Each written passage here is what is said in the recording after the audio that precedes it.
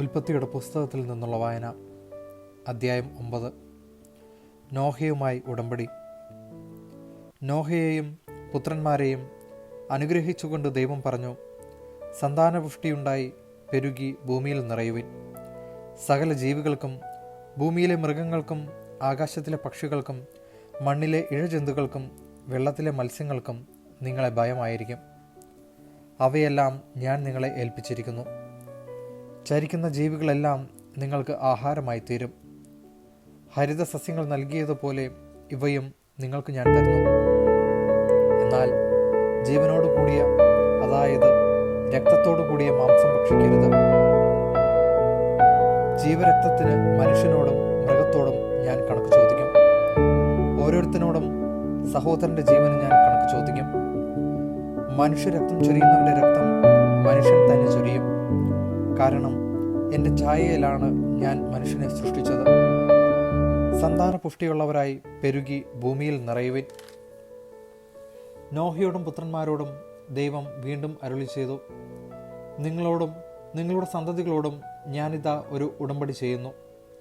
അതോടൊപ്പം നിന്റെ കൂടെ പെട്ടകത്തിൽ നിന്ന് പുറത്തു വന്ന ജീവനുള്ള സകലതിനോടും, പക്ഷികൾ, കന്നുകാലികൾ, കാട്ടുജന്തുക്കൾ എന്നിവയോടും നിങ്ങളുമായുള്ള എൻ്റെ ഉടമ്പടി ഞാൻ ഉറപ്പിക്കുന്നു. ഇനിയൊരിക്കലും വെള്ളപ്പൊക്കം കൊണ്ട് ജീവജാലങ്ങളെല്ലാം നശിക്കാൻ ഇടവരുകയില്ല. ഭൂമിയെ നശിപ്പിക്കുവാൻ ഇനിയൊരു വെള്ളപ്പൊക്കം ഉണ്ടാവുകയില്ല. ദൈവം തുടർന്ന് അരുളി ചെയ്തു, എല്ലാ തലമുറകൾക്കും വേണ്ടി നിങ്ങളും സകല ജീവജാലങ്ങളുമായി ഞാൻ സ്ഥാപിക്കുന്ന എൻ്റെ ഉടമ്പടിയുടെ അടയാളം ഇതാണ്. ഭൂമിയുമായുള്ള ഉടമ്പടിയുടെ അടയാളമായി മേഘങ്ങളിൽ എൻ്റെ വില്ല് ഞാൻ സ്ഥാപിക്കുന്നു. ഞാൻ ഭൂമിക്കുമേലെ മേഘത്തെ അയക്കുമ്പോൾ അതിൽ മഴവില്ല് പ്രത്യക്ഷപ്പെടും. നിങ്ങളും സർവ്വജീവജാലങ്ങളുമായുള്ള എൻ്റെ ഉടമ്പടി ഞാൻ ഓർക്കും.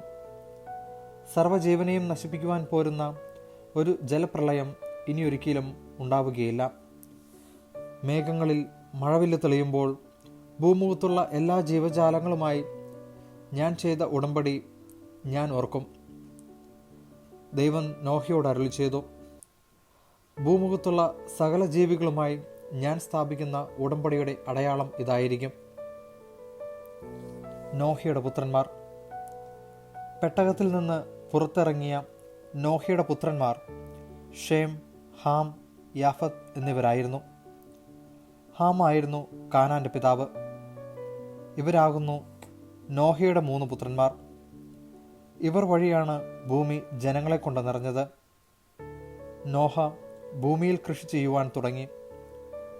അവനൊരു മുന്തിരിത്തോട്ടം വെച്ചു പിടിപ്പിച്ചു. വീഞ്ഞു കുടിച്ചു മത്തനായി നോഹ കൂടാരത്തിൽ നഗ്നനായി കിടന്നു. കാനാന്റെ പിതാവായ ഹാം തൻ്റെ പിതാവിനെ നഗ്നനായി കാണുകയും അക്കാര്യം പുറത്തുണ്ടായിരുന്ന തൻ്റെ 2 സഹോദരന്മാരോട് പറയുകയും ചെയ്തു. ഷേമും യാഫത്തും ഒരു തുണിയെടുത്ത് തങ്ങളുടെ തോളിലിട്ട് പുറകോട്ട് നടന്നു ചെന്ന് പിതാവിൻ്റെ നഗ്നത മറച്ചു. അവർ മുഖം തിരിച്ചു പിടിച്ചിരുന്നതുകൊണ്ട് പിതാവിൻ്റെ നഗ്നത കണ്ടില്ല. ലഹരി വിട്ടുണർന്ന നോഹ തൻ്റെ ഇളയ മകൻ ചെയ്തത് എന്തെന്നറിഞ്ഞു. അവൻ പറഞ്ഞു, കാനാൻ ശപിക്കപ്പെടട്ടെ. അവൻ തൻ്റെ സഹോദരർക്ക് ഹീനമായ ദാസ്യവേല ചെയ്യുന്നവനായി തീരും. അവൻ തുടർന്നു പറഞ്ഞു, ഷേമിൻ്റെ കർത്താവായ ദൈവം വാഴ്ത്തപ്പെട്ടവനാകട്ടെ. കാനാൻ ഷേമിൻ്റെ ദാസനായിരിക്കട്ടെ. യാഫത്തിന് ദൈവം പുഷ്ടിപ്പെടുത്തട്ടെ. ഷേമിൻ്റെ കൂടാരങ്ങളിൽ അവൻ പാർക്കും. കാനാൻ അവനും അടിമയായിരിക്കും. വെള്ളപ്പൊക്കത്തിനു ശേഷം നോഹ 350 വർഷം ജീവിച്ചു. നോഹയുടെ ജീവിതകാലം 950 കൊല്ലമായിരുന്നു. അവനും മരിച്ചു. ദൈവവചനമാണ് നാം കേട്ടത്.